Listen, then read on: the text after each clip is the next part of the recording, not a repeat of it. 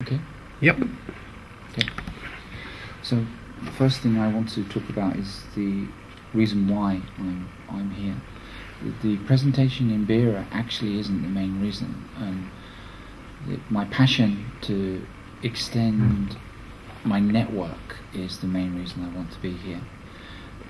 Going to Beira and having no audience is soul destroying. When you go to all the trouble of writing the paper and go to all the trouble and the cost of applying and registering and everything, and you go in there and there's nobody there. I mean, it's soul destroying. So I learned this lesson very early on in going to Beira. But the other good thing about the Beira thing is that the index means that the paper gets indexed now in the British National Database, peer reviewed, and that's important because then it's got a wider access. It counts in the scholarship, research scholarship.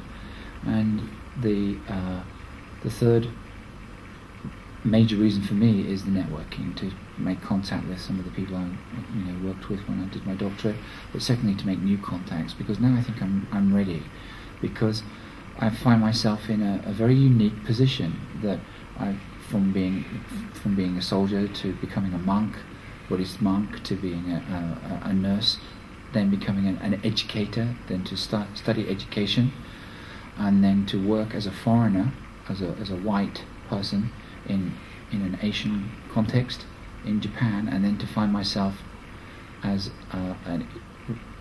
a foreigner working in China, and seeing so many similarities in terms of colonization of knowing and knowledge, and the problems that this is causing within the social structures that relate to my area, health promotion, which I'm really, really interested in. So I think I've got some unique insights to offer that can be of value now. Whereas before, I didn't really understand all the processes that I was in because it was too much.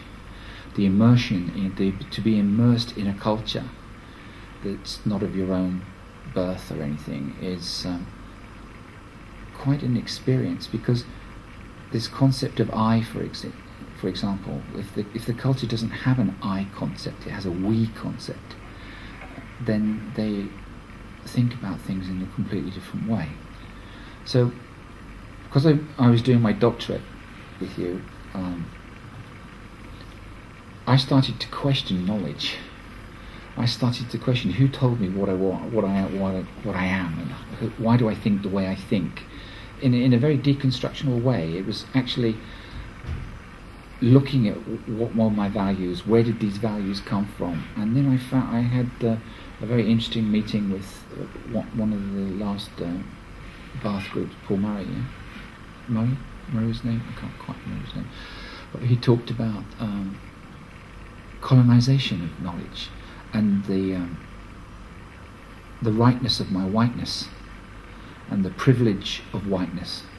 Now, I never, ever thought myself privileged. I came from an orphanage background into the military because I was so unprivileged and went through God knows what types of abuses, and could only get away from it by joining the army. So, but he started me thinking that what's actually going on here. So as I explored my doctorate and I had to show the evidence of the process of education, I met the disciplines of education, yeah, and found them incredibly restrictive. But then I actually found that the Japanese scholars in the system that we were in, they were more European than I was, and I am European, but they had a completely un-European set of values that they called European. So they were utterly colonized, so they didn't want to unlearn. Do you understand? They really didn't want to unlearn. And so I came in with a new curriculum for nursing, and I had to use a framework, and they hadn't heard of or didn't want to embrace concepts of, portfolio building, reflective, critical thinking, how to be critical and how to think. You're not allowed to question a professor. They have total control over the staff beneath them.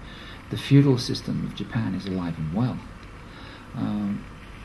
And this colonization was perpetuating itself down through other staff. Now, when I first went to Japan, there was about 10 nursing universities So in the last 10 years, there's now 232 nursing universities. There's been a massive explosion of nursing universities.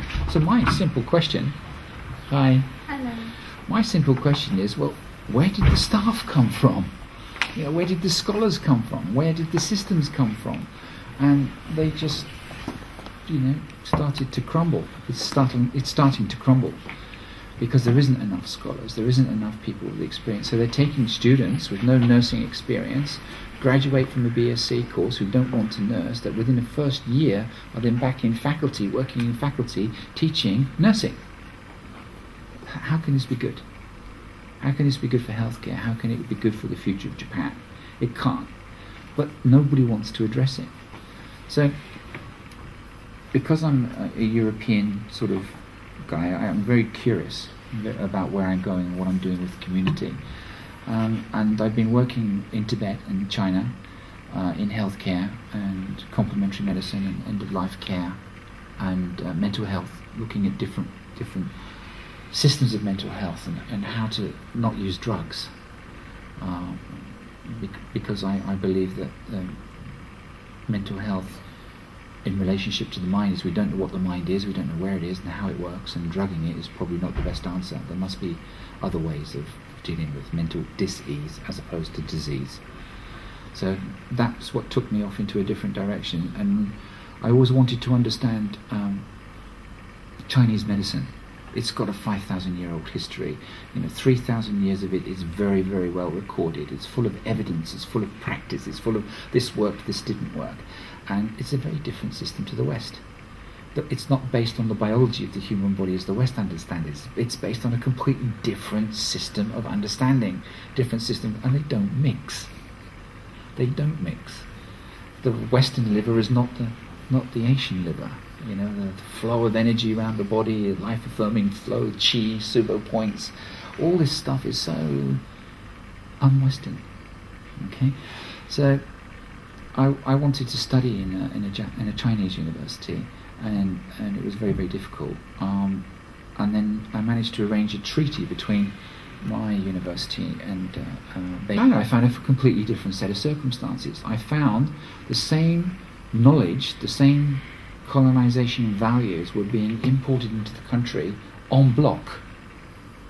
Okay, so you have to imagine the context. You have got a very ancient civilization, steeped in its own knowledge base, steeped in its own practice, that's having to conform to this Western model of medicine to get funding from the World Bank. Yeah? And the reason for this is the drug companies, the MRI scanning companies, the hospital building companies and everything else. They just see China as another market. They're not interested in healthcare. And the other problem is that nursing was just invented in 1969. Yeah, because it didn't exist in China, in the Chinese concept. There wasn't such a thing as a nurse, as a Western nurse. So the doctor would do the medicine and do the diagnosis and work with the patient, but all what we call nursing, the cleaning, the nurturing, the feeding, the toileting, the changing, and making the medicines, was done by the family. And the family is still very strong in most of Asia, still very strong, but it's now starting to crack because of the sudden burst of economy. So I'm finding that health promotion is vitally linked to the society, the context, the political policies that are going on around. So if you're a nurse and you're involved in health promotion, you cannot avoid politics. You can't avoid an environment. You can't inspire people and educate people in terms of good health practice if they're living in a slum, or if they're living in a dirty, polluted area, or if they're living in an industrial zone that's got no sunshine, or there's no trees planted, or there's no clean water.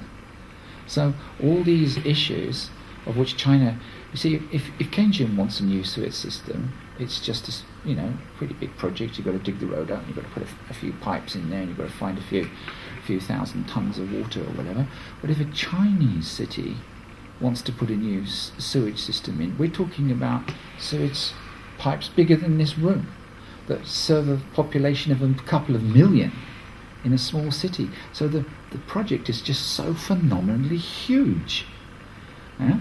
And the problems I'm finding is now that the universities are teaching Western nursing. I'm teaching Western nursing, and I'm so afraid that I'm negating my own values, do you understand, in practice? Because I'm expected to be the Western nursing expert. Yeah? And I'm sat in the classroom saying, it's not like this, you shouldn't have to do it this way, and they don't want to hear it. They don't want to hear it. So what we got involved with was working with universities of traditional Chinese medicine, and there's a project now where in November 23 universities of traditional Chinese medicine and nursing are coming together in the first new association of Chinese action research, living action research, of which Jack and I are part of this project.